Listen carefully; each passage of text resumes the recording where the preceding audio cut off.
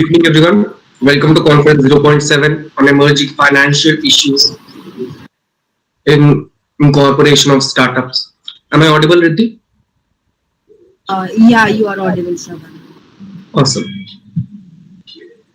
So, a hearty welcome, everyone. I'm P. Shravan Kumar, the founder and CEO of SK Associates and Group, an ex-analyst at Citigroup and JP Morgan, the leading Wall Street banks of New York Street Exchange, and as associate solicitor at the Supreme Court of India and the Karnataka High Court. I'm your host for today's conference 0.7 on emerging financial compliances for startups. SK Associates and Group is an ISO certified management consulting firm registered under MSMED Act 2006 with the Government of India. We provide management consulting services in the domain of compliance, operations, marketing, research and development, human capital, strategy and operations to budding student entrepreneurs across the nation. SK Associates and Group was formed with a dream and a vision to provide consulting services to budding student entrepreneurs and help them in developing the national economy by establishing their dream firms across various industries. We work with startups and train potential student entrepreneurs who are aiming to bring a significant change either in their business model, in scale of operation, or both. To succeed in this endeavor, our clients need a specific type of consultant, someone who is a problem solver. Typically, such a person is entrepreneurial and passionate, thinks out of the box, has an idea where the problem lies and how to analyze it, and most importantly, what will serve as a perfect solution for it. Such people have lived and worked in different continents and countries. They have worked on exciting projects. They have taken risks and have the scars to show for it. We call such people as transformational consultants.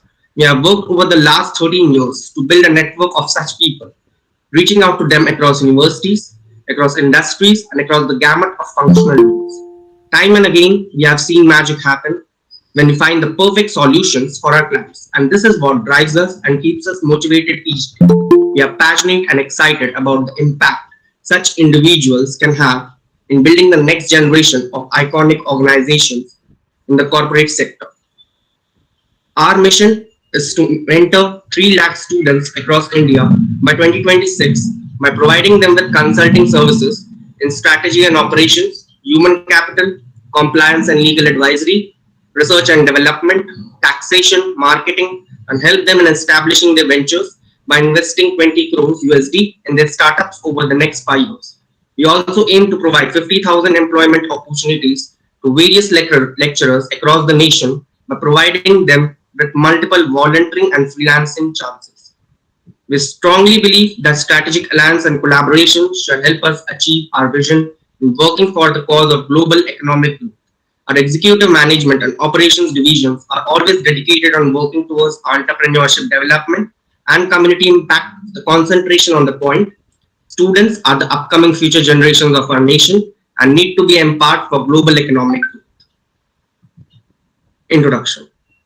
Now, I would like to address a very common problem that founders have in today's generation. I am going to start my startup. So I want to register a private limited company. What's the cost in the process? This is the very first question every founder generally has when he's starting up and approaches me or any other CA or online company registration websites or a legal attorney. Starting a company, private limited, used to be a cumbersome process a decade or more ago. It used to take 30 days alone to get the name approved and approximately 90 to 120 days to set up a company with all its licenses and approvals. Thanks to technology, it is a 5 to 7 days work for getting a private limited company registered nowadays and is fully online. Hence, the cost of incorporation has come down drastically, such that it's cheaper to start a company than to shut it down. My first response to such founders is a counter question that I always ask these founders. Why a private limited company? It's certainly an important aspect to consider the long run impact of starting a private limited so that you do not end up getting trapped in draining your limited financial resources just to get a private limited company. In answer to all such questions of budding students who wish to emerge as entrepreneurs, we have organized Conference 0.7 on emerging financial compliances for startups. Now, I would like to introduce all our honorable guests for today. Firstly, I would like to introduce our very first speaker, Advocate Aman Kami, who is the founder and CEO of Legal Hawks Advisors and Consultants from Punjab. He has pursued a Bachelor in Arts along with LLB and a PG Diploma in Human Rights from Guru Nanak Dev University, Amritsar, in the year 1998.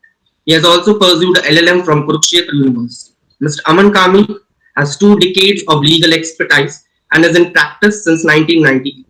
He formed his legal firm, Legal Hawks Advisors and Consultants, in the year 2011, which has 3 subsidiary offices in Punjab today. He deals in all types of legal matters and has a very versatile team of lawyers across the state of Punjab. Our next guest for today is Advocate Sheikh Salahuddin Ahmed, a columnist, human rights activist, political analyst, and a mass media personality. Being an advocate at the Supreme Court of Bangladesh, he is also the president of South Asian Lawyers Forum, SALF, an international human rights organization, and Nari Nirjatan Protitod Andolan, NPA, in Bangladesh. One of the most reputed attorneys of Bangladesh, Mr. Ahmed is the founder and ex-general secretary of Madaripur Zili Samiti, Dhaka. Mr. Ahmed appears regularly before the Supreme Court of Bangladesh for writ petitions, criminal miscellaneous cases, criminal revision or appeals, civil revisions or appeals, admiralty, company matters, and PIOs. He also appears before other courts relating to issues such as civil criminal property disputes, corporate and commercial law, family and arbitration law. He also provides opinion, advice, and consultancy to corporate clients and individuals, public and private organizations on matters related to banking and finance. Next, we are also pleased to have Advocate Zahid Ahmed, who was appointed as Assistant Attorney General of Bangladesh by the President of Bangladesh in the Supreme Court of Bangladesh. He has completed his LLB honors and LLM in first class from Department of Law, Dhaka University, Bangladesh. He is currently enrolled as an advocate at the Supreme Court of Bangladesh and is a practicing lawyer and author of various law books and journals. He has also participated in many legal talk shows on media. We also have Dr. Hanish Kumar Sinha, who has over 19 years of working experience across the fields of agriculture, which includes over 9 years of experience in commodities, futures, and equally over 9 years of experience in agri warehousing. Armed with a PhD degree in agricultural economics in 2002 from BHU or Banaras Hindu University, India, prior to joining NHBC, Dr. Sinha was heading the Trade and Commodity Intelligence Group at National Collateral Management Services, NCML. He has been associated with the compilation and writing of the Indian Commodity Yearbook 2011, 2012, 13, and 14. Dr. Sinha has also prepared case study reports for banks and other leading organizations on commodities, including gold, copper, crude, jeera, pepper, sugar, turmeric, edible oil, complex sugar, and other major products traded on exchanges. He has also worked for reputed institutions like GB Plant University, Agriculture and Technology, Pantnagar, Indian Agriculture Research Institute, New Delhi, and Indian Institute of Management, Bangalore. Now, I would like to invite my co-host, Advocate Riddhi Bhanushali, to take over. And yeah, a note for all our attendees, we are hosting live opinion polls in the chat box. Do actively participate in it. Thank you. You may take over, Riddhi. Yeah, Shravan. Okay, greetings everyone. I am Advocate Riddhi Bhanushali, a practicing attorney at the Mumbai High Court and enrolled with the Bar Council for the state of Maharashtra and Goa. I am Shravan's co-host for the conference 0.7 and the Chief Strategic Alliance Advisor of SK Associates and Group. Even throughout my journey as a lawyer, my first question that I was always asked by the founders is, why a private limited company? It's certainly an important aspect to consider the long-term impact of starting a private limited company so that you don't end up getting trapped in draining your limited financial resources. So basically, when we open a private limited company, we get dragged up into financial resources, financial instability. If sometimes something happens, for example, if something happens financially, you have opened up a company, went through all the registration processes, and in finance you got into losses of 1,000 crores. For example, you got into losses of 1,000 crores. Now how will you recover that losses? Will you recover that from your own pockets? No, that is not at all done. So you have to recover it from the company itself by selling its assets, liabilities, and all. So for that you need to open a company. So it's certainly an important aspect to consider long-term impact of starting a private limited company so that you don't end up getting messed. The cost of starting is low, but the cost of maintenance on monthly, quarterly, yearly compliances can cost a bomb if not handled properly. Further, this mismanagement creates a dilemma for new investors who want to invest in your company but don't want to inherit the mess you have with not maintaining compliances of company properly. So, further with this, I will call upon Mr. Advocate Aman Kwame, the Honorable Founder and CEO of Legal Hawks Advisors and Consultants from Punjab, to commence his speech.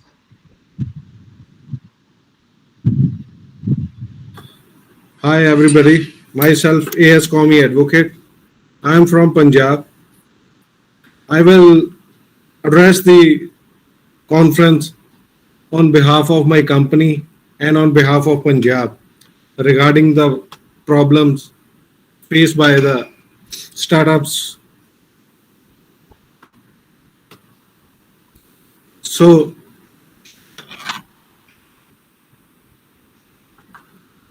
I will start it with a slideshow on my site so that you can also go through that. What is we are facing these days for the startups.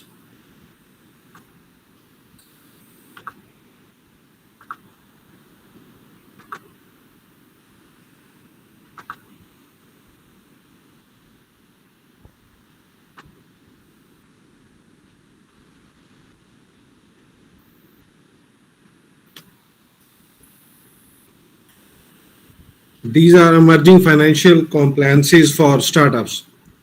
Now, the startups are facing many things from the last 30 years.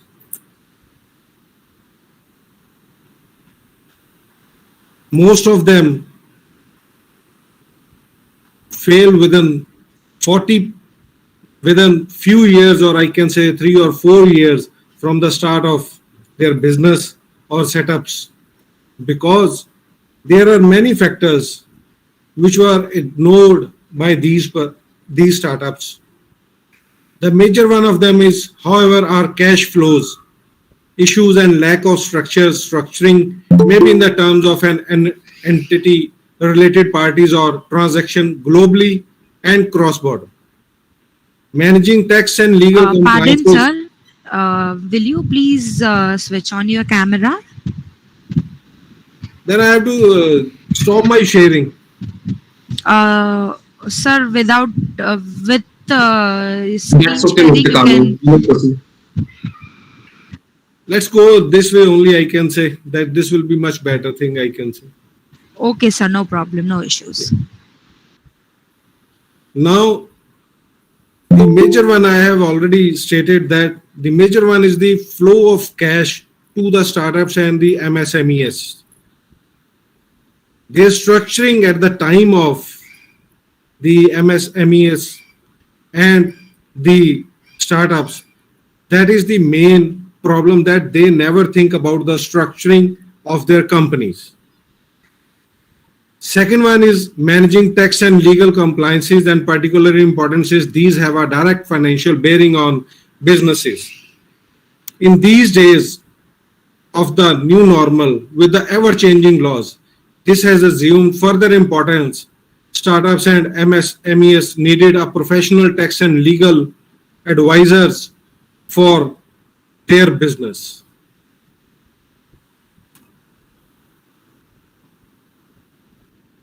But most of the startups never think about these things just to save their money or to avoid the legal bills of the attorneys and counsels they hire.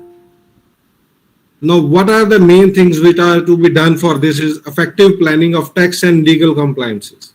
First one is the challenge with startups and MES is the lack of general awareness of regulatory landscape,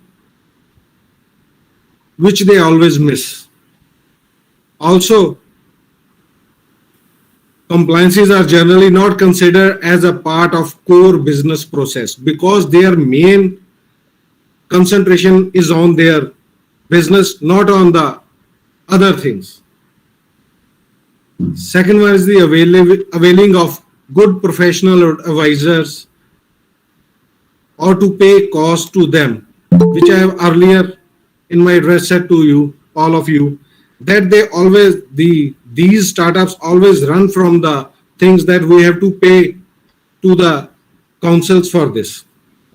Now, here they make a mistake because 7 out of 10 businesses end up paying an unnecessary penalties and interest because they never get a good advice or a good counsel or a good advisor for their start of the startups. Most of the new laws are layered and come with a massive consequences for non-compliance.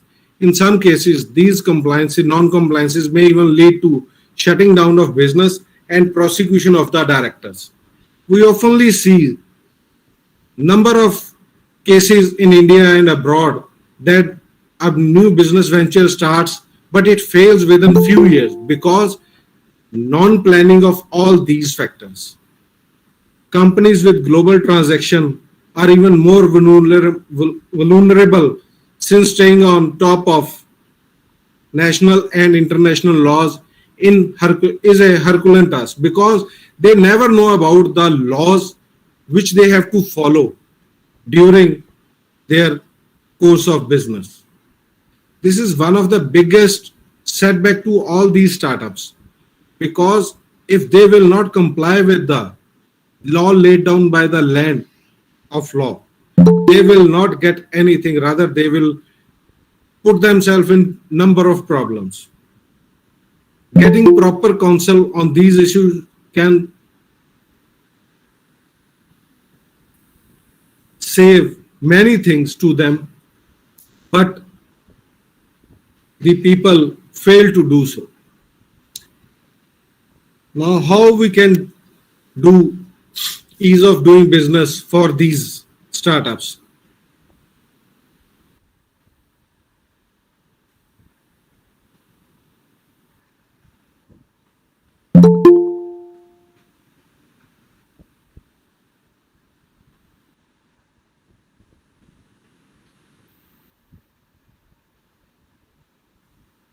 First of is ease of funding. Major factor in fundraising is compliance rating. A venture with pending compliances, weak internal controls, hidden non-compliances results in a weaker rating. Needless to say, a business with a weak rating is not an attractive proposition for investors. If there will be no proper rating for your business, or you will not start it with a good rating, then with the passage of time, your investment will fall. The investor's due diligence is a much and more stringent exercise, and only the ventures with solid metrics and compliances health can get through. So, in order to maintain these things, they have to have an attractive start with a great investment and great knowledge about their business and the other problems faced in the future. Apart from these, valuations and financial modeling require a certain skills and industry experience. IB professionals make a living out of it. Founders are specialists. A number game is something that is best left to suitable professionals. Having an advisors create a bridge between founders and investors. So the advisor is always required to bridge a gap between the founders and the investors. If the founders will not get the investors, then the startup will fail one fine day. The bridge ensures a successful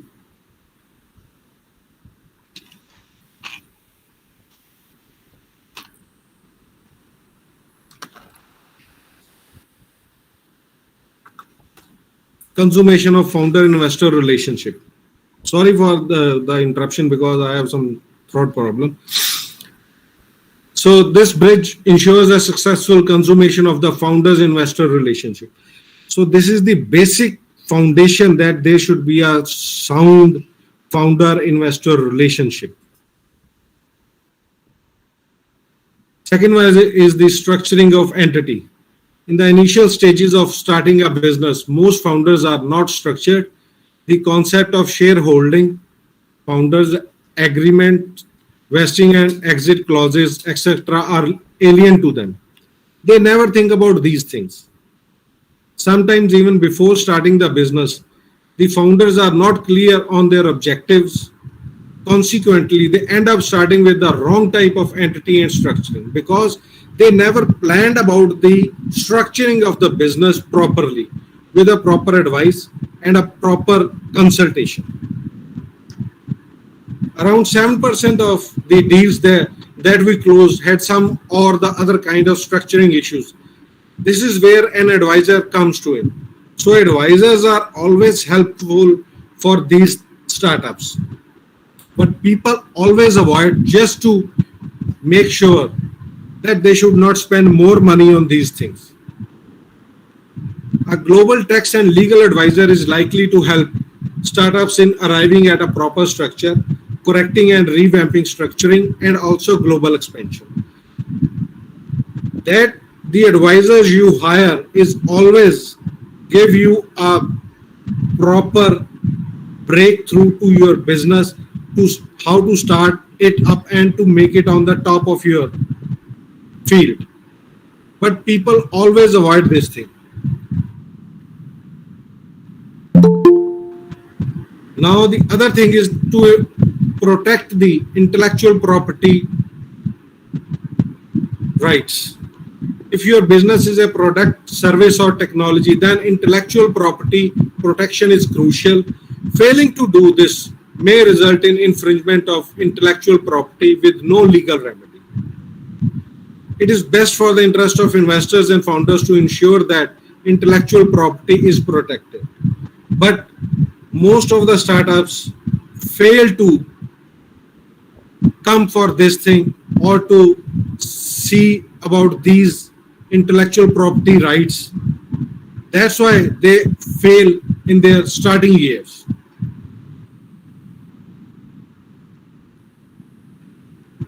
Now, another aspect after startup, the startup of the business, that is the managing of or focus of scaling up and profitability.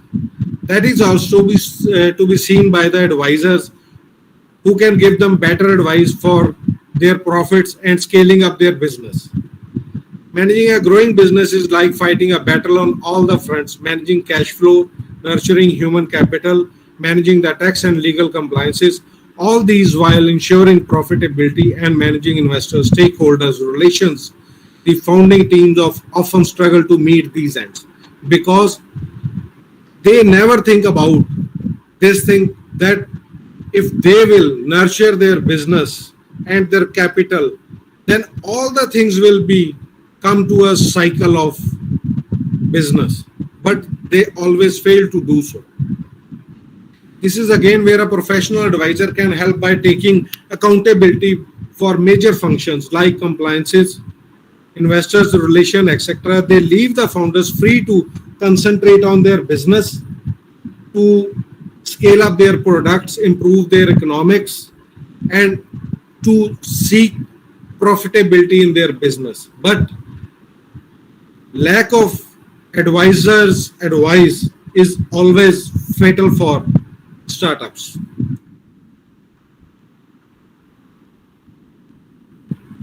Moreover, to conclude, I will say the startups have to look up for scaling up their business and profitability. But just to avoid rising cost of their business, they never do this thing. Rather, they think otherwise.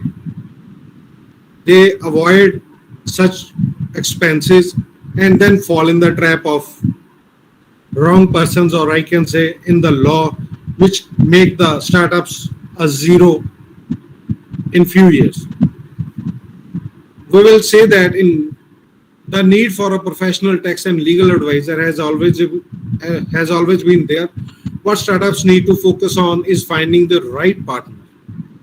Today we live in a digital world and the doorways to a global corridor are becoming more and more accessible. Startups and MSMEs do not just need a regular advisor. Rather, they should always have an advisor, I can say. They need a technology literate partner who will not only meet their compliances but will also be their partner in their scale up journey. The role is multifaceted and is involving every day. So the advisor is not an advisor, but he plays a role of many things. He give a good start to your startup, to your business.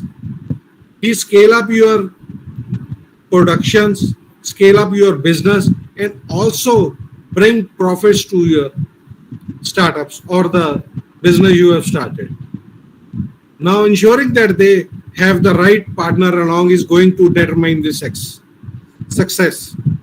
They need a technology literate partner who will not only meet their compliances but will also be their partner in their scale up journey.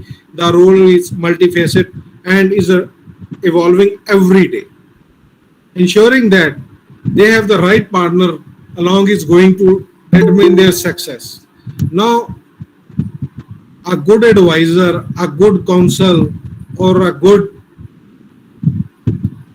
attorney can help you in all the way to make a profitable business in the few years of beginning of your business. So it's necessary to have a good advisor so that you can get everything in your business and you should not face any losses or a closure of your business. Thank you.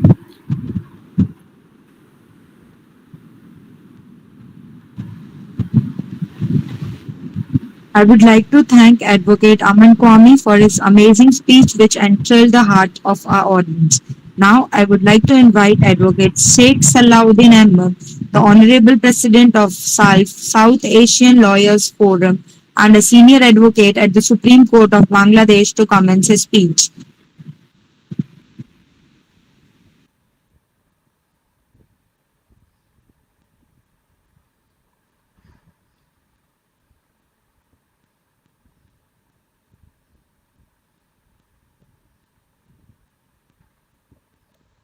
Yes, Mr. Ahmed is having some timeline issues. However, I would like to invite Mr. Zahid Ahmed from the Supreme Court of Bangladesh, Honorable Attorney General, to come and commence his speech. Thank you. Thank you very much for inviting me and giving me the floor.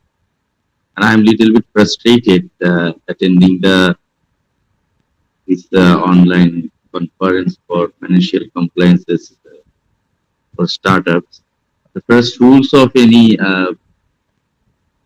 online conference, since the pandemic is still going on, the camera of all the participants should be open. Otherwise, with whom I'm talking, it's really weird feelings always gives me. And secondly, the speaker must open up his camera so that the eye contact, the facial expression, the body language, we can have some cordiality with each other through this online version.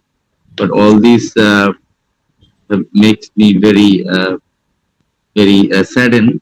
I don't know, you the organizer, why you're not making it obligatory that whenever you will speak or whenever you listen, you must open up your camera for the receiving the speech of the honorable Definitely. speaker.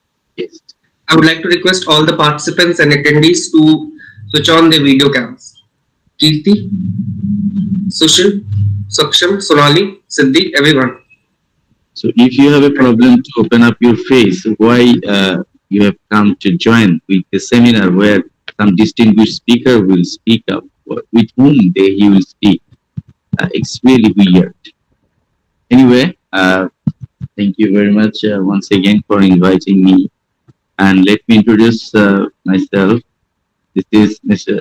Jahid Ahmed, and I'm now working as Assistant Attorney General of Bangladesh, and also I'm a practicing advocate of the Supreme Court of Bangladesh. And I'm not currently enrolled. I have been enrolled at least more than 10 years ago. So, the Mr. Presenter, you have introduced me as currently enrolled. It was absolutely a wrong presentation on part of you. Now, come to the topic of today's seminar, that is financial compliances for the startups. Before entering into the topic, that the compliances, first of all, as a criminal practitioner as well as an attorney of Bangladesh, always I have to look at the legality of the finance, from where you have collected the finance for your startups. So nowadays, in this new era of technology, and the financial criminals are very common in every spheres of life. And I'd like to share my experience with you, which going on here in our country, Bangladesh. Our present government is very strictly handling the financial criminals, and there is a new unit which has been introduced by the present government of our country, that is called Financial Intelligence Unit. So the job of the Financial Intelligence Unit is to investigate, is to look after the source of money, source of finance. And it is like as other intelligence branch of the law enforcing agency, is also a unit whose responsibility is to find out the legality, the valid source of the finance. And these financial intelligence unit here in our country have given the power to check the bank account of any person whom they suspect to have illegal money transacted to their accounts. And they have also the power to seize the accounts, to refer to them Anti-Corruption Commission for filing case against them. So I don't know what's going on in India, and this is very fantastic development in our country here in Bangladesh, that the Financial Intelligence Unit always monitor and observe the financial transaction, the collection of source of money, and all the financial rules and regulations which you have to comply with for any kinds of startups or financial transaction or whatever. So this is a very nice development in the judicial system of our country regarding the law of finance or the corporate finance, legality of the corporate startups, whatever you say. So, first of all, the startups must have to disclose their validity of the finance. First of all, they have to show that my money is white. And in terms of tax, there is the term black money and white money. So if you have black money, you have to make it white for starting up any venture where you will beget money or profit. If your investment is not valid, all the profits and benefits you will have from this investment will be invalid. The doctrine of poisonous tree. That is, if the tree is poisonous, all the fruits of that tree will be poisonous. So your investment, your finance must be white, must be valid, must be legal, and the source of your money must be disclosed in your tax form, in all the prescribed legal forms which that particular country introduced for the legality of the financial earning, transaction, investment, and everything. That is the first aspect I want to share with you. And secondly, if you the law, the labor law has become a very crucial issue nowadays in the whole world, and Bangladesh is not exception to it, and this Indian subcontinent is not exception to it. There are gross violation of the rights of the labor in every startup, in every industrial organization, everywhere. The laborers do not get their proper salary, proper rights. So, in our country, in Bangladesh, there is a law that is called Labor Law, Bangladesh Labor Act 2006. And it is a very big legislation passed by our parliament. And here, all the rights of the labor has been enunciated and enshrined in that law. So before for starting up, or before, if you want to start up any new business, some important compliance for startups, it's one of them that is called the compliance under labor law. The labor safety. Those persons who will work in your institution, in your factory, in your company. First of all, you have to ensure the safety, security of that workers, and you must comply with the labor law of that particular country. And the rights of the labor is really a burning issue, and labor, and the female laborers and male laborers are also very sensitive. Female laborers, if she is a mother, if she has a sucking baby, where is the security of that sucking babies when she will work in your industry? Where is the place where the mother will feed her child? Where is the breastfeeding place in your industry, in your office, in whatever, in your any venture? Where is the safety, security of a girls, of a women, that she will not be harassed by any unexpected teasing from other co-workers? So first of all, you have to comply with all these things before starting up with any venture. Otherwise, it will be a gross violation of the law.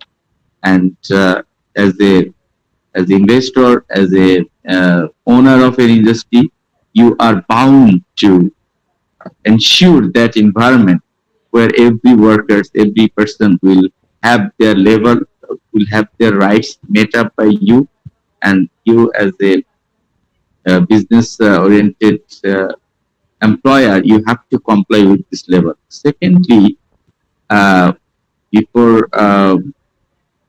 the another compliance for startups will be very crucial, that is called environmental law. Compliance under environmental law is so much important nowadays. Environmental law, many of the very few people of our country, and including many other countries of the world, they are well aware of the environment. Even the emerging gas, fuels, the garbage from industry has been just indiscriminately destroying the environmental, the ecological balance of that particular country. So without compliance with the environmental law, you're not supposed to open up or start up any kind of business. You have in our country, if I want to start up any business, I have to have a permission from the environment authority regarding the environmental issues, regarding environmental awareness of the workers, of the industry, of the institutions. So environment is a very important issue for every startups. And you know there are some events, unexpected events occur, that the sparking, the arson, the fire on fire. Sometimes in our country, a few days ago, in a garments, there was a accident of fire, and all the workers were confined in a room, and they were living and burning, and their hue and cry makes the wind heavy. So who is responsible? Why it has happened? Because of that that owner of that industry didn't comply with environmental law, and they have no training for fire extinguishing, using fire extinguisher. They have not that much environment within the factory industry. So another important compliance will be that environment. We have to ensure a very congenital and very smooth and a very healthy environment for all the staffs who will work in your office, in your institution, in your organization, in your factory, in your company, whatever. So it is you who is responsible, who that you have to ensure that environment, that smoothing and healthy and very congenial environment for your staff. If you cannot comply with this environmental law, so you will not be permitted to start up any kind of business ventures or anything. And thirdly, compliance under the Companies Act. So the Companies Act are different in different countries. Here in our country, in Bangladesh, there are also a Companies Act. So if anyone wants to start and establish a company, he has to follow or he has to comply with that Companies Act. And there are so much legal provisions in our Companies Act. And companies that are two types, there are Banking Companies Act and financial institutions.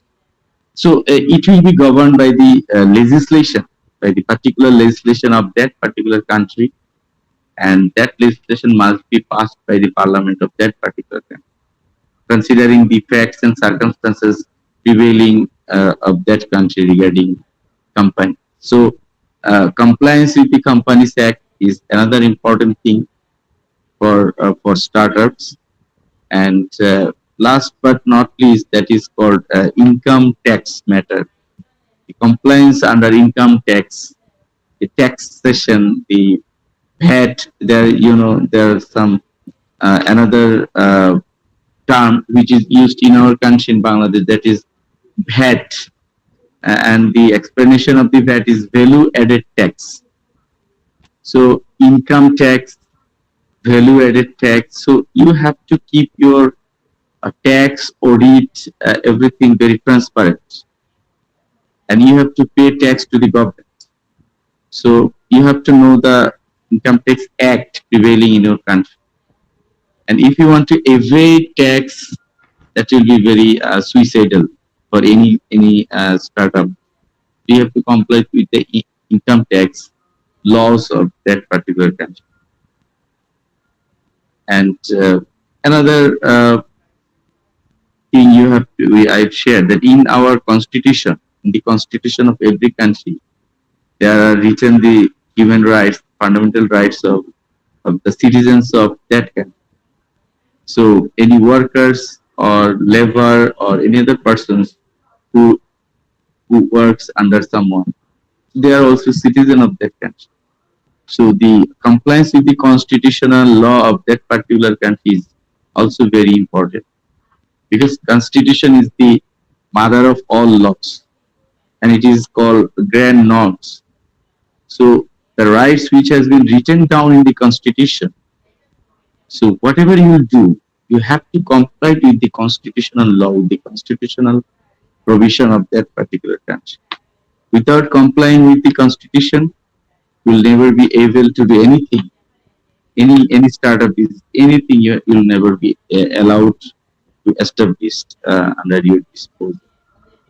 So that is also another important thing, that is compliance with the constitutional provisions of that particular country. And along with these human rights, fundamental rights, labor rights, the environment, the other financial provisions. All these things make you you have to comply with for startups, and anything just short of it will make your venture illegal, unlawful, and it will not be validated. It will not be legalized without compliance with the legal provisions. So these law you have to study for your own country. If you are which country you belong to, there are a lot of legislations regarding this sector. So you have to know the legislations, because as a citizen of the country, you're supposed to know the law of the land, and you know that ignorance of law is no excuse. So if you say after establishing any company, any business institution, without complying with these legal provisions, if you say, sorry, I didn't know that this is law, it is no excuse. Ignorance of law is no excuse. And as a citizen of a country, you're supposed to know the law of the land. And it will be deemed that you know all the laws of the land under which you are being governed. Under you know all the governing laws of the land. If you don't know the law, it is your latches. It is your failure. You may ask that I am not a law student, I am not a lawyer, I am not. But no, in the constitution of our country, it has been specifically written that all the citizens of this country will be deemed to know the law of the land, will be deemed to know the law or the legal provisions of the constitution. Because under that principle of law, that is called that ignorance of law is no excuse. And I just can recollect the Latin term, that is ignorantia juris non excusat. And from this Latin term, it has come that ignorance of law is no excuse. So you have to know the law, you have to abide by the law, you have to comply with the legal provision. In fact, law governs the life of every human being from cradle to grave. In every state, we have to abide by them. Even if when you walk in the road, you have to abide by the law of the road. Even there is, in our country, you will be very surprised to know, there is Water Hyacinth Act in our country. So if you want to deal with the water hyacinth, you have to follow the law. So law is everywhere. And we as a law-abiding citizen of the country, we must abide by that. The moment you violate the law, the moment you become the defiant to the law, you become the outlaws, you become the law violators. And there is a punishment in every law for the violation of the law. And punishment may be pecuniary punishment, financial punishment, punishment may be imprisonment, punishment may be, and much more. Even in our country, there is a capital punishment also there. So law, you have to abide by the law, you have to know the law. Law is everywhere.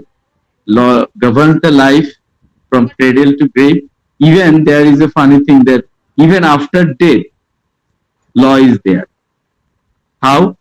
Then, you know, in a law of inheritance, in a law of inheritance, there is a term will. There is a term will.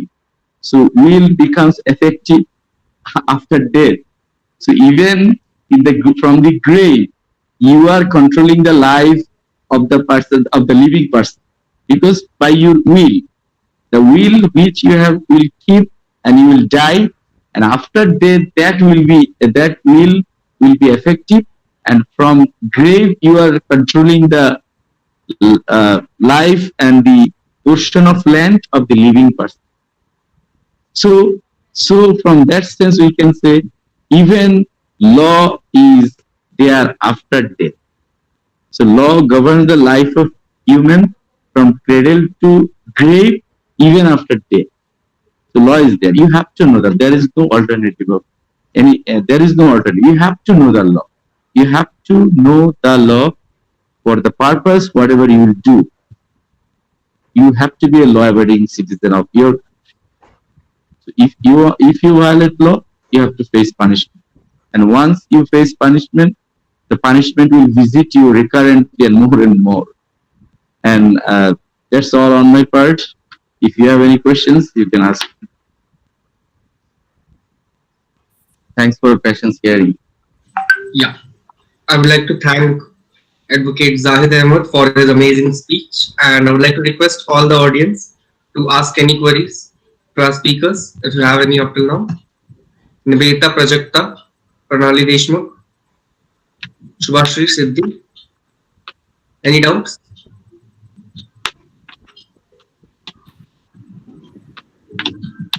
Yeah, Deepak, Gargi, Gaurav, no doubts at all? Okay, I don't think they have any queries. Thank you, Mr. Ahmed. Thank Now you I very would much. like to invite Dr. Hanish Kumar Sinha from NISM, that is a statutory body under SEBI, to commence his speech. Thank you.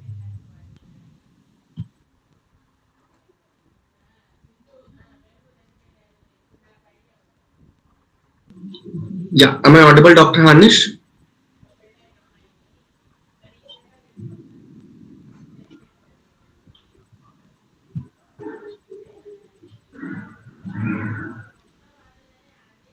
Yeah, Dr. Hanish, am I audible? Yes, Shravan, you're audible. Thank you, Ritik. Yeah, Niveta, could you please look into.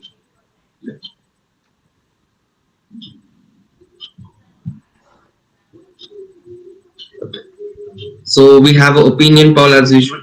Which of these type of entity would you prefer for a startup? Yeah. I would like to request the audience to put the opinions, please.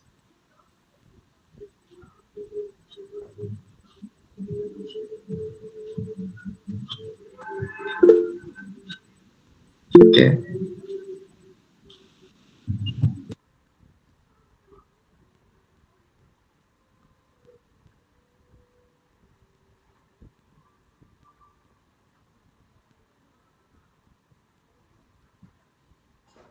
So may I leave the honorable anchor? You may stay back. Thank you. Thank you very much, and nice to see you all. And I'd like to see you all again if I get chance. And I always like to discuss about law. Uh, that is the proverb that is eat in law, eat in law, smile in law, sleep in law. So I am like that. I always cultivate law. I like to cultivate law. Thank you very much. Definitely. The same for all. Thank you. So, Thank you. yeah, my pleasure.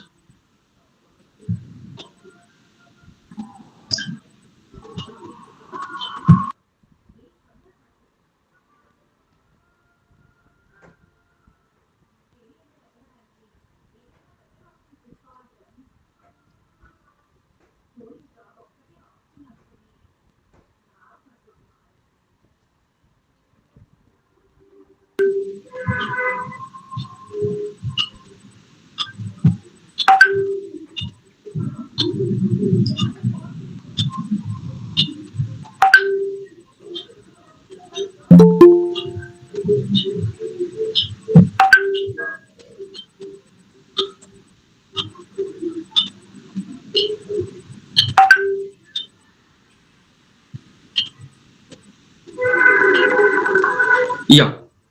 So actually, Miss Hanish had a bit of medical issues, so he has just reached home. He'll be joining us in 2 minutes from now.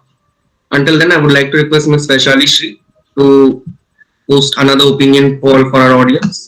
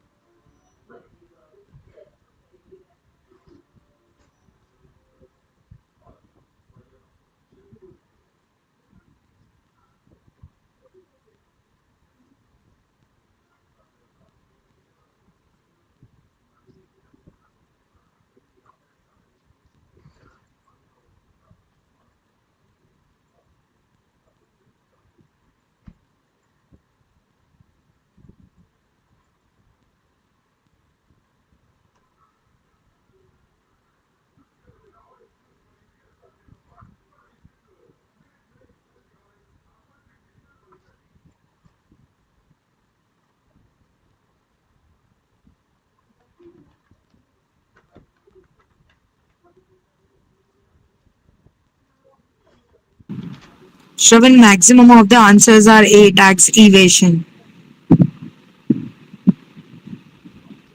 Definitely, but I think the other opinions also hold a lot of. Yeah, allegations. Tax evasion is basically a compliance that need to be done in the startup industry. It is an allegation, yes, but bankruptcy can also be one. So, what do you think about that? I think all do have equal importance of compliance, but the most important would be non-appointment of independent directors. Because chartered accountants have to be appointed for bookkeeping purposes in 30 days of incorporation, right? Ritik? Yeah, non-appointment of independent directors for internal audits can be a break, a cause of a break. But what about tax evasion? I feel that tax evasion is the first and the foremost thing, because the moment a company starts to evade the tax, the revenue of the government stops, and again the company, there might be something for which the company might be evading tax. So we need to think in that point, that why the company is evading tax. There might be some illegal problems for which they might be doing tax evasion, or the company might be open for the purpose of tax evasion. So what do you feel? I do strongly feel it is also important. I mean, tax evasion could definitely result in your startup being closed before it's actually starting up. Yeah, because if you try to evade tax, there are a lot of things which which the person, like the tax authority, will think, and they might cancel your license if they found evading taxes. Yeah. What are your opinions on the issue, Ms. Kharbanda?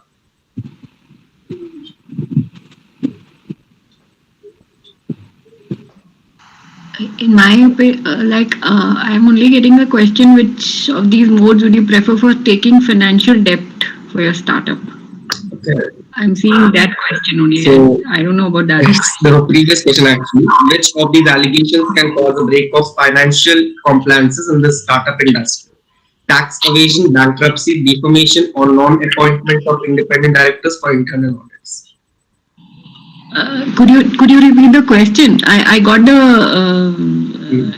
Which of these allegations can cause a break of financial compliances in the startup industry? Tax evasion, bankruptcy, defamation, or the last one, non-appointment of independent directors for internal audits? Why not bankruptcy? Definitely, it could. Could you explain? I mean, like, exactly. Like tax evasion, you can always I mean, with the lawyers in India, I mean, they can come up with anything. Tax evasion can be, it can be explained. For a new startup, see, for a new startup, they can always come up with something. But as far as I think bankruptcy, like if you don't have funds, then that is going to be a really problem. And mostly when a new startup is there, and if you don't manage your funds properly, that problem could come. Tax evasion. Ma'am, can I Definitely. interrupt? Now I would like to invite Advocate Sheikh Salahuddin Ahmed from Supreme Court of Bangladesh to commence his speech. Thank you.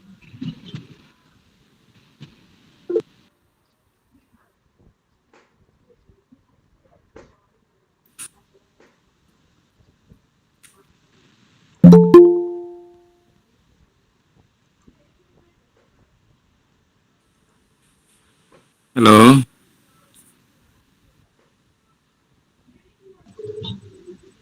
Yeah, good evening, Mr. Ahmed.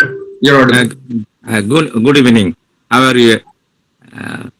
I Sheikh Salahuddin Ahmed, Advocate Bangladesh Supreme Court and President South Asian Lawyers from SALF, National and International Chapter. Thank you everyone for joining here.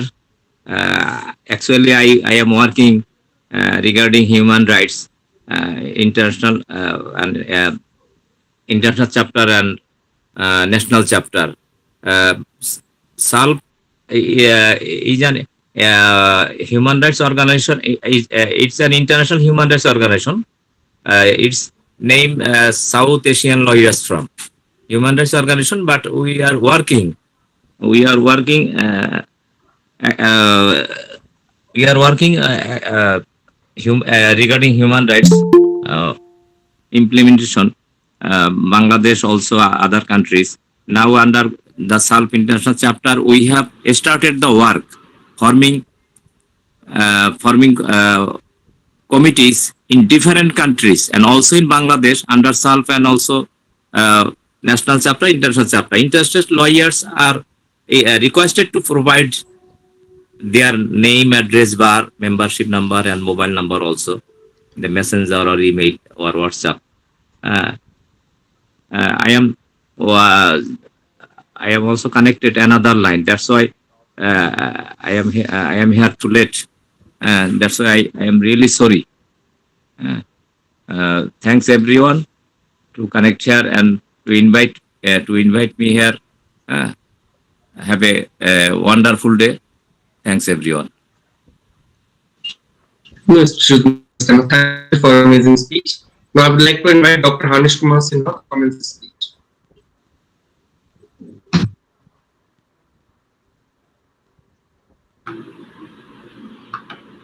Hello. Am I audible? Hello. Yes, sir, you are audible. Thank you. Yeah. Today, basically, regarding the compliance, whatever I will just like to deal with the emerging investment field of commodity warehousing as such. I think this is a very emerging field and a lot of work has to be done into this industry. As far I have analyzed, after working for around 18 to 20 years, only 10% of the Indian warehousing industry is considered to be organized, and the scope of basically development and upliftment is almost 90%, and the 10% of the entire share basically constitutes to about 166 million metric tons.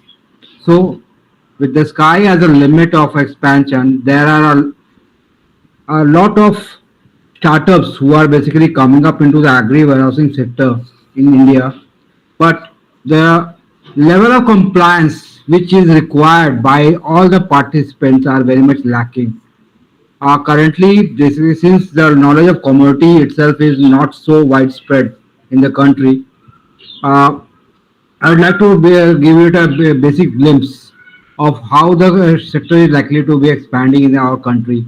If you see the share of the private and the public warehousing system, it's almost 50-50.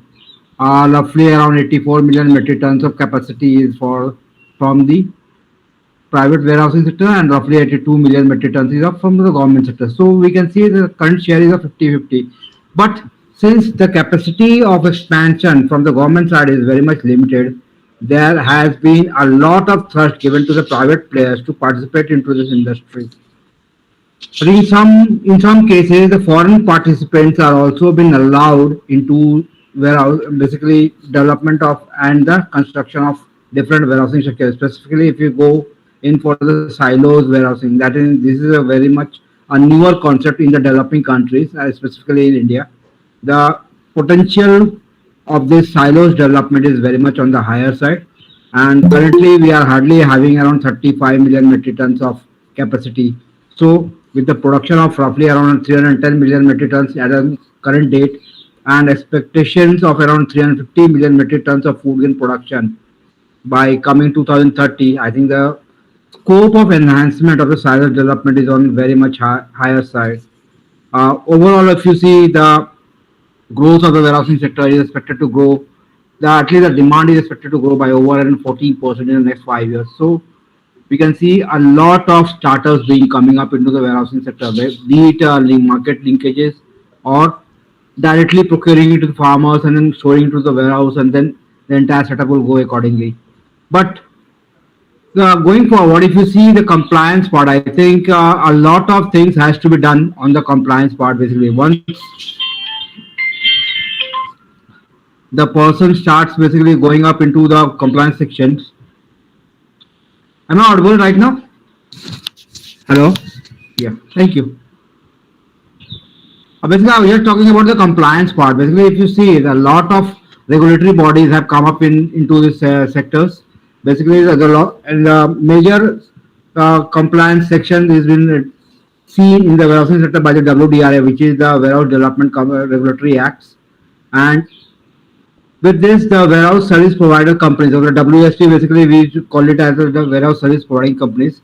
The major compliances is related with the accreditation of the warehouse, then the eligibility of the warehouse service provider players, the financial norms which is required, and the fee part is there. The compliance officers requirement is also there. Then the adherence to the standard operating procedures.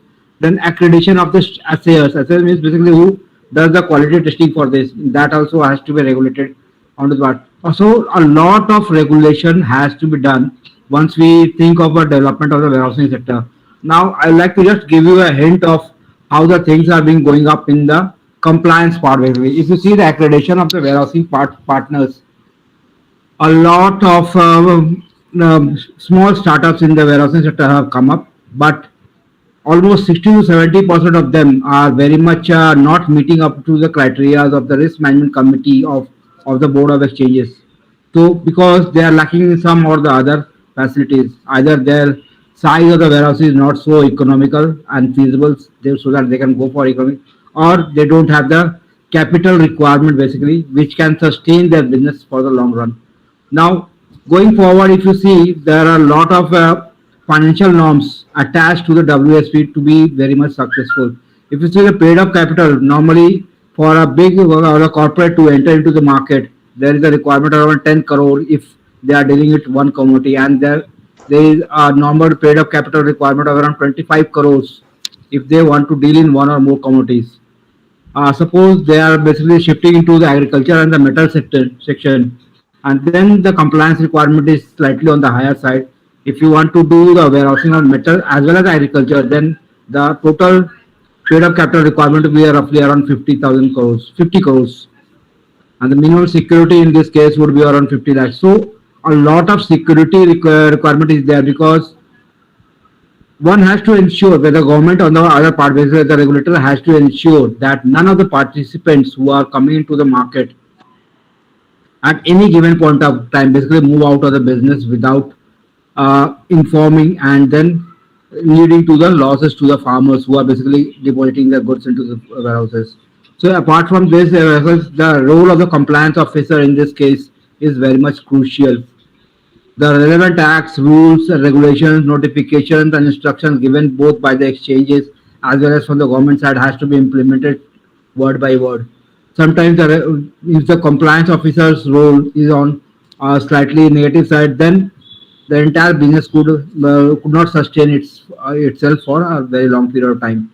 Then the next point I feel I like to emphasize onto this, basically apart from the other factors, is the adherence to the standard operating procedures. These rules are basically been formulated just to basically keep the base idea to be in the abeyance, so that no untoward incident happens while running of the business.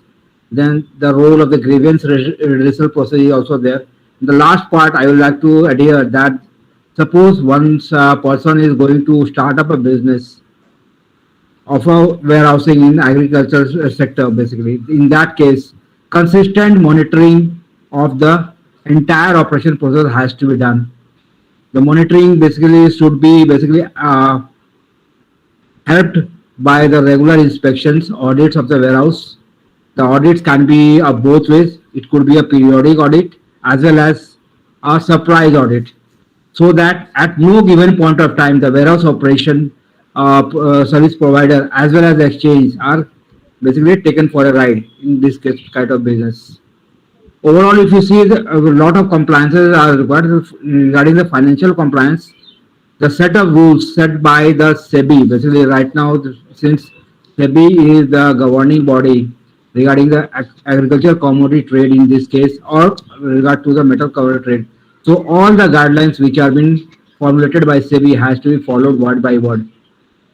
I feel that if you just stick to these points, then you can have a better business in this agriculture sector, because since in the beginning of my presentation I told you that the sky is the limit for the expansion. Currently, if you see, 10% of the entire warehousing sector is regulated, and that constitutes around 35,000 crores of business. So, if you can increase the business by another 10%, is another 35,000 crores. So, limit is quite good, big, and we need to be very approaching very cautiously and judiciously to expand the business.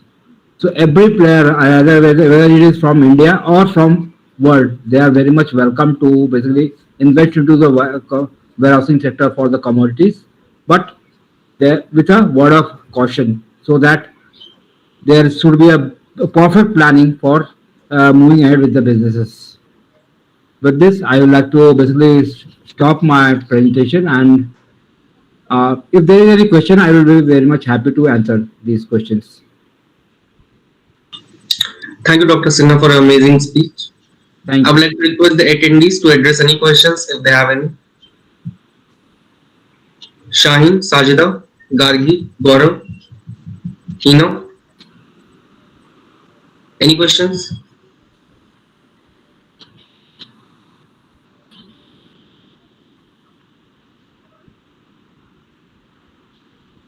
Okay, I feel there is no questions as such. Since the commodity market is very much emerging, and that too warehousing in the commodity sector itself is a big challenge as such currently. So we need to be very much open up to the investment in the warehousing sector as such. But I think there is a very long way to go. With these words, I think I would like to just stop my presentation right now.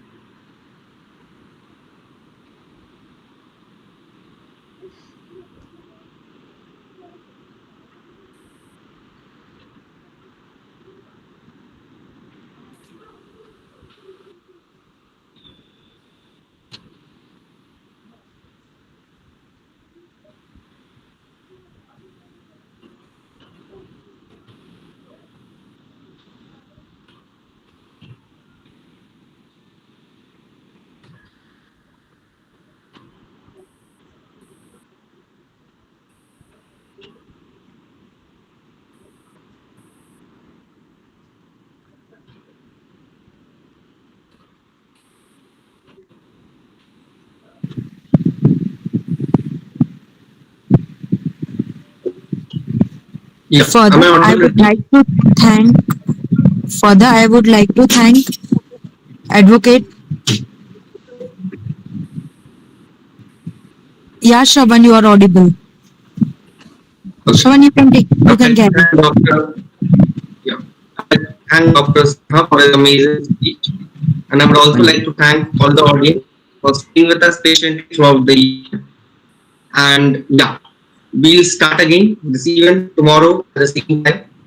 7 a.m. Do join for the second session of the conference.